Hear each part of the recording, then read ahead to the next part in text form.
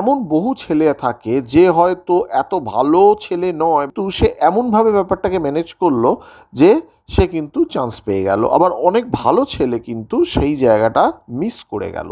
বিষয়টা তোমার ভেতরে কি মেটেরিয়াল আছে আজকে একটু আলোচনা করব। তোমার মুকুটে নতুন ফেদার যোগ হবে, বলে সোনে পে সোহাগা যেটা বলে। শুধু আমাদের দেশে নয়, বিদেশেও এর ওপরে প্রচুর কাজ হচ্ছে। অটোমেটিক্যালি কিন্তু তোমাদের ইঞ্জিনিয়ারিং ফিল্ডে তোমাদের দামটা অনেক বেড়ে যাবে। এই বিষয়টা নিয়েও তোমাদের কিছু জানা উচিত বা কিছু শেখা উচিত। দেরি না করে আমরা জেনে নিই। তোমাদের যদি এই চ্যানেলটাকে ভালো লেগে থাকে এবং এটার দ্বারা তোমরা যদি কিছুমাত্র উপকৃত হও মনে করো, তাহলে অবশ্যই এটা লাইক, শেয়ার অ্যান্ড সাবস্ক্রাইব করো।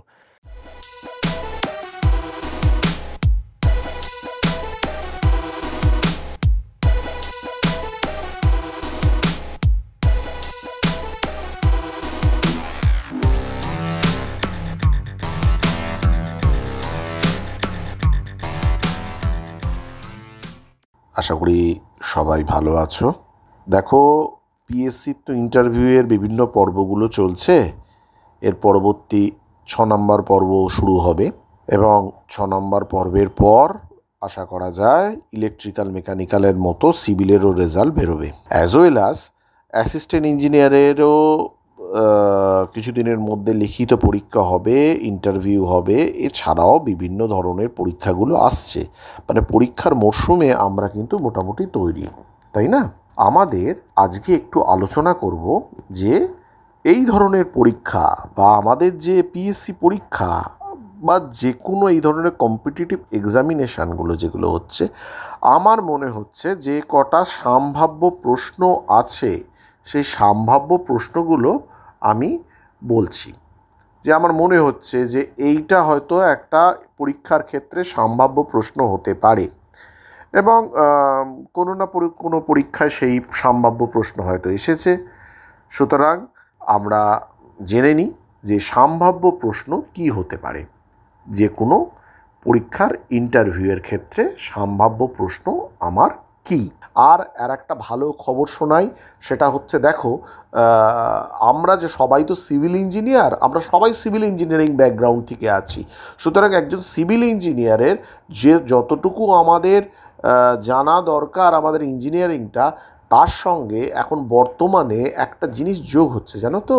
সেটা হচ্ছে যে আমরা যদি আমাদের ইঞ্জিনিয়ারিংয়ের মধ্যে বাস্তুশাস্ত্রটাকে ঢুকিয়ে দিতে পারি, মানে কোন দিকে কোনটা রাখলে বেটার হবে, বাস্তু ফ্রেন্ডলি হবে, শুধু আমাদের দেশে নয় বিদেশেও এর ওপরে প্রচুর কাজ হচ্ছে। অটোমেটিক্যালি কিন্তু তোমাদের ইঞ্জিনিয়ারিং ফিল্ডে তোমাদের দামটা অনেক বেড়ে যাবে।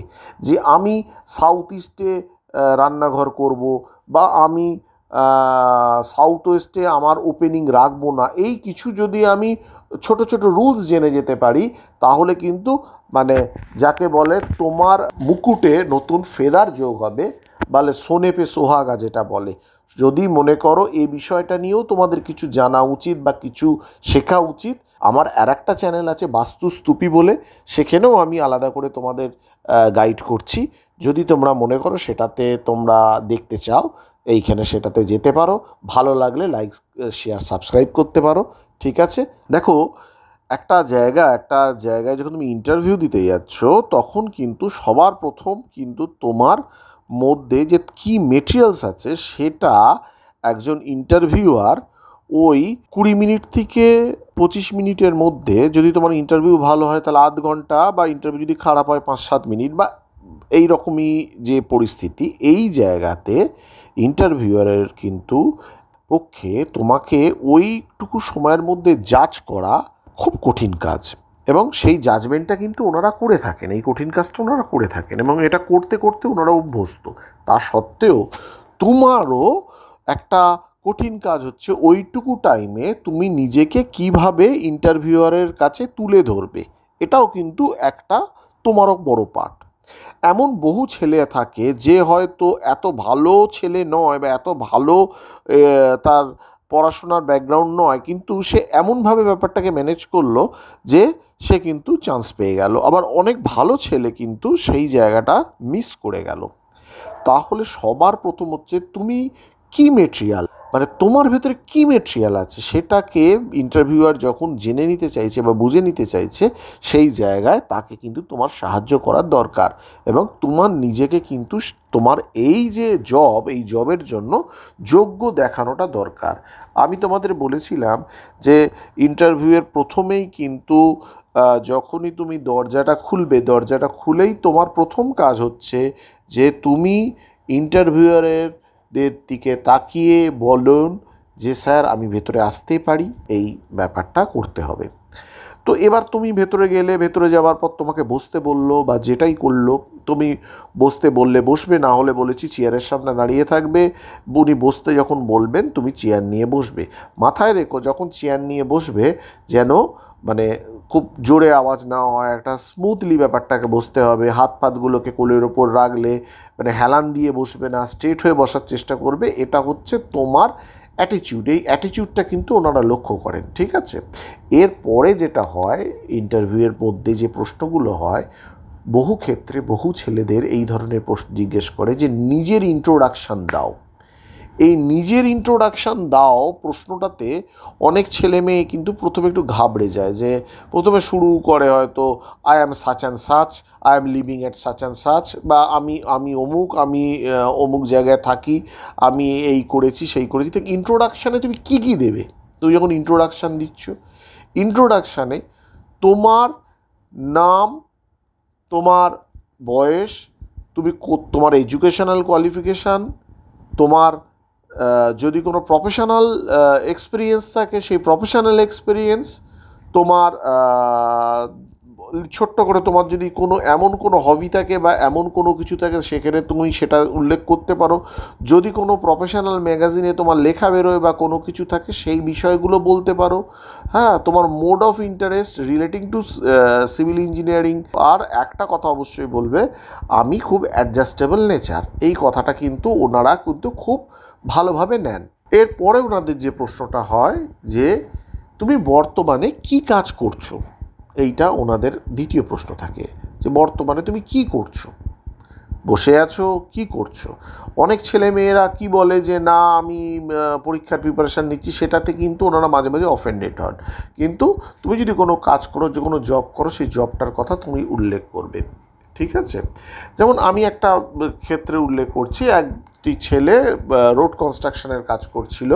তার পরবর্তীকালে সে পাবলিক হেলথ ইঞ্জিনিয়ারিং ডাইরেক্টরেটে কন্ট্রাকচুয়াল জেই হিসেবে কাজ করছে। তো ও বলল আমি প্রথমে রোড কনস্ট্রাকশনের কাজ করেছি, তারপরে আমি পাবলিক হেলথ ইঞ্জিনিয়ারিংয়ে আমি অ্যাজ এ কন্ট্রাকচুয়াল জেই হিসেবে কাজ করছি।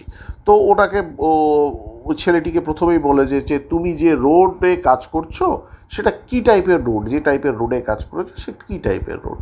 আর ও বললো যে আমি বিটুমিনাস রোডে কাজ করেছি। তার তুমি কোন লেয়ারে কাজ করেছো, কী কী কাজ দেখেছো? তো সে বলল আমি যখন WMM কনস্ট্রাকশন হয়েছিল তখন আমি ছিলাম। তা WMM এর পুরো নামটা কি সেটা জানতে চেয়েছে। বলেছে যে ওয়েট মিক্স ম্যাকাডাম। এবার জিজ্ঞেস করে যেটা, সেটা হচ্ছে রোডের ক্লাসিফিকেশানটা বলো। রোডের ক্লাসিফিকেশান মানে কি বলতে বোঝায়? রোডের ক্লাসিফিকেশান মানে তার লেয়ার থিকনেস, বিভিন্ন লেয়ার, একদম স্টার্টিং ফ্রম সাবগ্রেড।